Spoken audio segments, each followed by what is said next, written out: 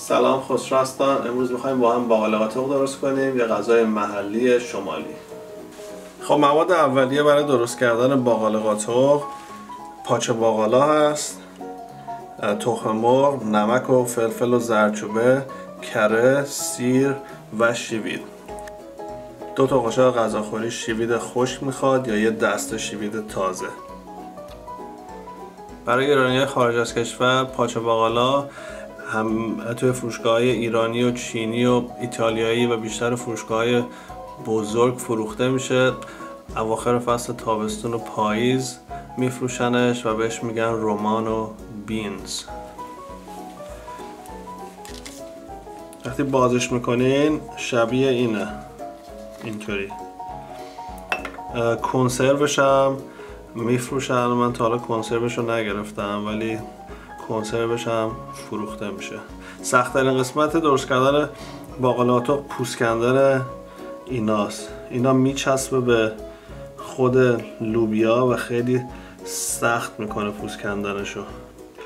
راحت ترین روش برای پوست کندن اینا اینه که اگه باقاله تازه استفاده میکنین توی ظرف آب اینا رو خوب بشورین، یه نیم ساعت سرابی بزنین تو ظرف آب بمونه، بعد آب کشش کنین، روش چند تا قاشق نمک بریزین، خوب مخلوطش بکنین با نمک، بذارین 4-5 ساعت بمونه. بعد از اینکه 4-5 ساعت مون، وقتی اینو بگیرین تو دستتون با فشار 2 تا انگشت این قشنگ در میاد. یه روش دیگه داره برای پوست کندنش. اگه به مقدار زیاد خریدین اینا رو دوباره از توی پوستش در بیارین، از توی این غلافش بسته بندی کنید به اندازه‌ای که میخواین، بسته بسته بذارین توی فریزر.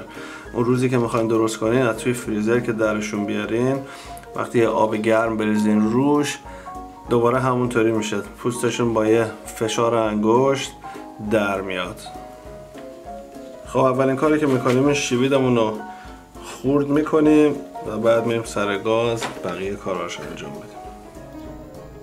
درست کردن باقاله قاتق خیلی آسونه، چند تا مرحله ساده داره. اینا رو مو به مو انجام بدین، مزهش مثل مزه غذای اصیل شمالی میشه.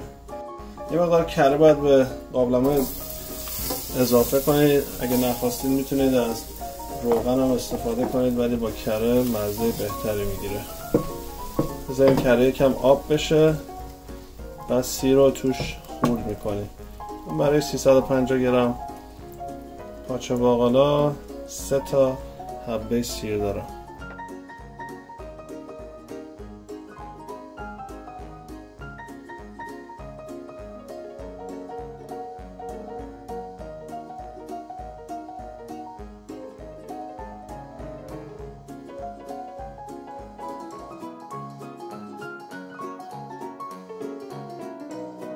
سیر رو باید یکم سرخش بکنیم.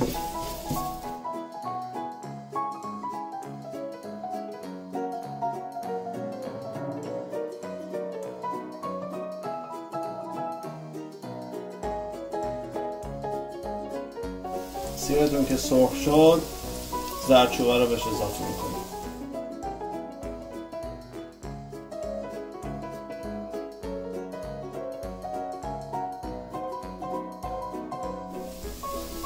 خب الان پاچه باقالی ها رو بهش اضافه میکنیم.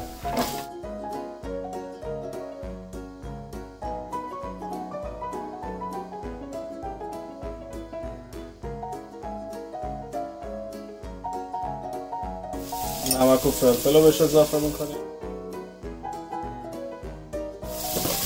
بعد بذاریم پاچه باقالی با این مخلوط سیر و زردچوبه خوب تفت بخوره.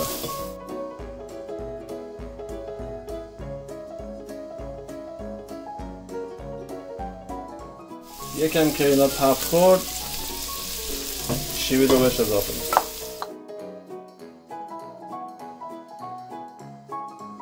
خب اینا که خوب که تفت خوردن باید روش آب اضافه کنید و بذارین بپزه.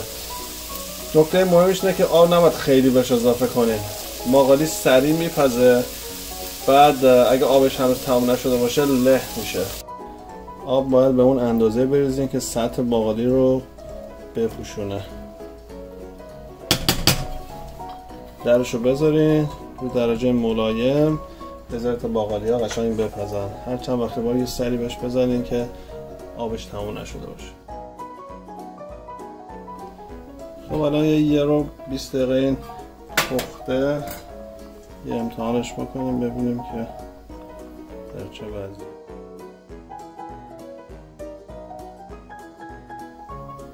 الان قشنگ له میشه پخته. وقتشه که تخم مرغش اضافه کنیم.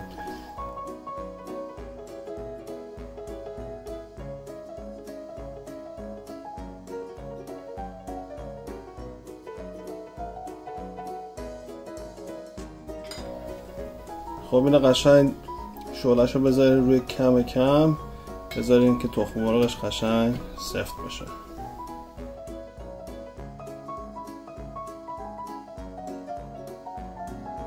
خب باقالا قاطقمون آماده است. روشا آماده که با هم دیگه امتحانش کنیم.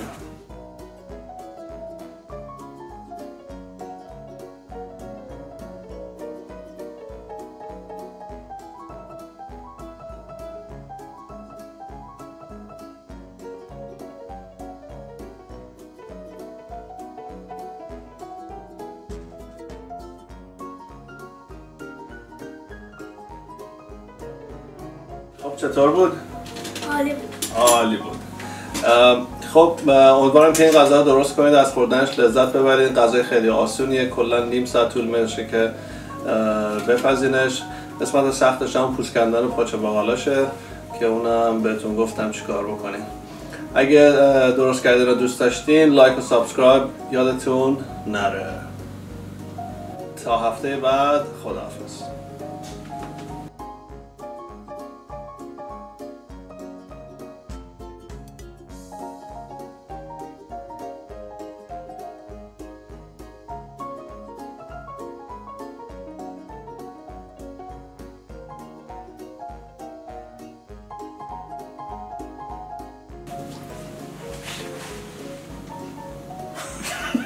وقت داره بود. چطور بود؟ خب غذا خیلی آسونیه، کلا نیم ساعت طول میکشه.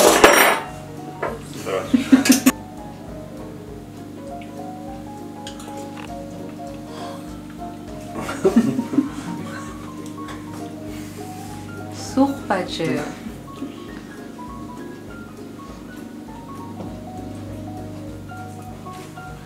خب باقالا قاطقمون میتونستم بگم. خب صبح خب اومد.